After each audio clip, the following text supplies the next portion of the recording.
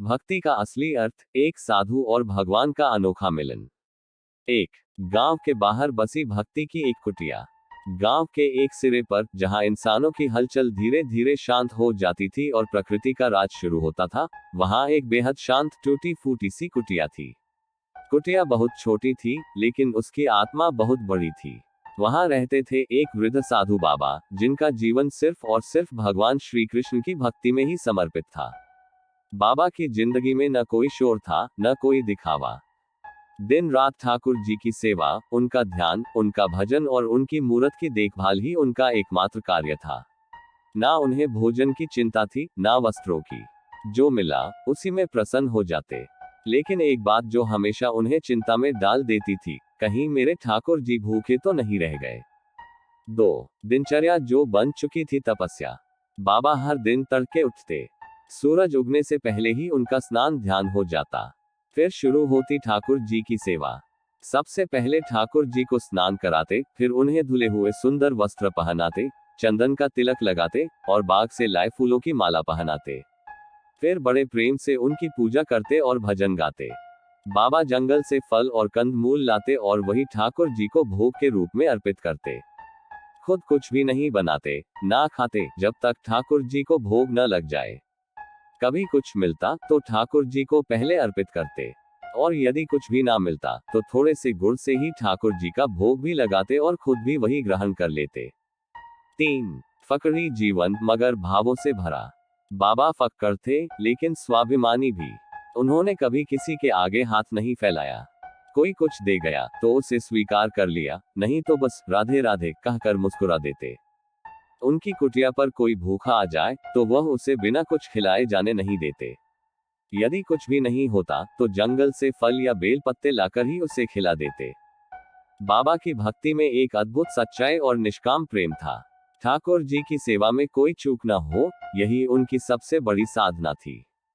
4 जब आकाश रोया और धरती डूबी। एक बार बारिश का मौसम आया। आसमान कई दिनों से निरंतर बरस रहा था। जंगल की पगडंडियां कीचड़ में डूब गई थीं, पेड़ों के नीचे पानी भर गया था। बाबा की चिंता बढ़ने लगी। अब जंगल जाना कठिन हो गया था, गुड़ भी खत्म होने वाला था। बाबा सोचने लगे, अगर बारिश यूं ही चलती रही तो ठाकुर जी को क्या भोग लगाऊंगा, और अगर कोई भूखा मेरे द्वार पर आ गया तो उसको क्या दूंगा। ये सोचकर उन्होंने एक निश्चय किया, अब मैं कुछ नहीं खाऊंगा, जो भी थोड़ा बहुत बचा है वह ठाकुर जी और आने वालों के लिए रखूंगा। और तब से उन्होंने खुद सिर्फ जल पीकर दिन काटने शुरू कर दिए। 5 ठाकुर जी की लीला परीक्षा की घड़ी। 2 दिन बीते, बारिश और तेज हो गई। ऐसे समय में ठाकुर जी ने एक लीला रचने का निश्चय किया। उन्होंने एक वृद्ध ब्राह्मण का रूप लिया और तेज बारिश में बाबा की कुटिया पर पहुंचे। बाबा ने जैसे ही उस वृद्ध ब्राह्मण को देखा, उनका चेहरा खिल उठा। उन्होंने उन्हें अंदर बिठाया, प्रेम से उनका हाल चाल पूछा। ब्राह्मण ने धीमी आवाज में कहा, मैं 3 दिन से भूखा हूं। शरीर जवाब देने लगा है। बाबा ने मन ही मन ठाकुर जी को धन्यवाद कहा कि उनके पास थोड़ा सा गुड़ बचा हुआ है।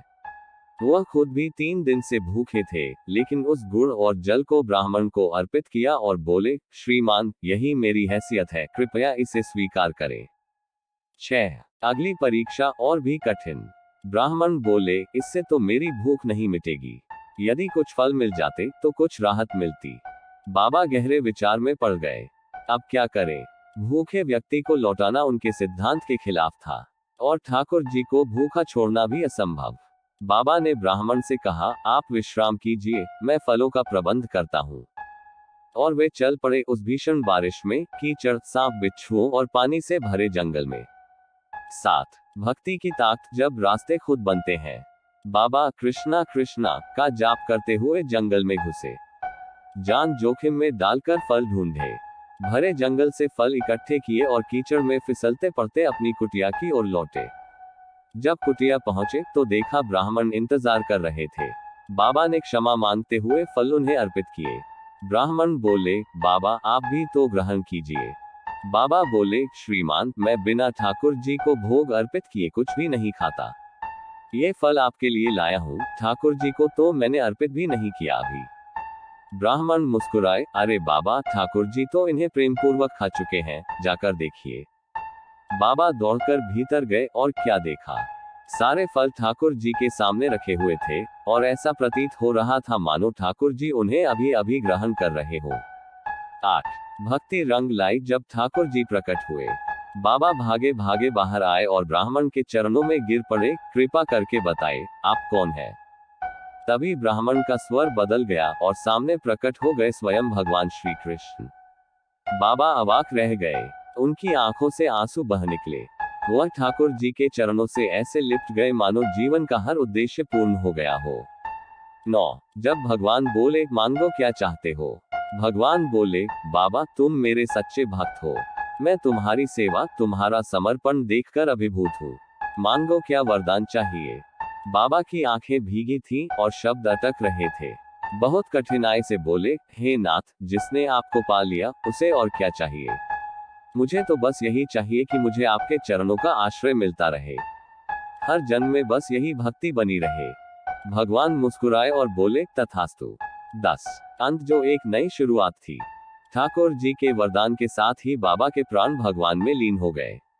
लेकिन यह अंत नहीं था, ये तो शुरुआत थी एक ऐसी यात्रा की जो जन्म जन्मांतर तक चलती रही, ठाकुर जी के चरणों में समर्पित।